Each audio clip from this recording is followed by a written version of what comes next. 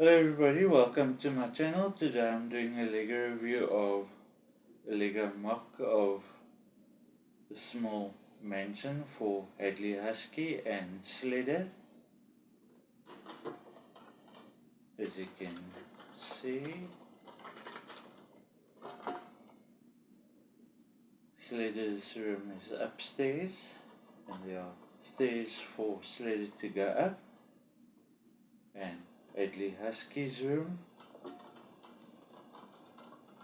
as you can see, have the windows,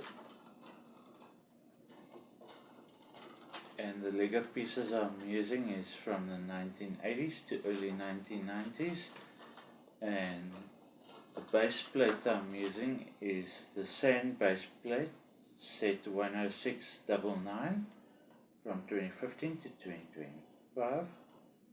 Thank you for watching this video. Please don't forget to like and subscribe to my channel, and please leave a comment in the comment box below, and please share the links to my videos if toy companies want to contact me for future sponsorships. My email is in a link in the description box below, and I will see you in the next video. Thank you.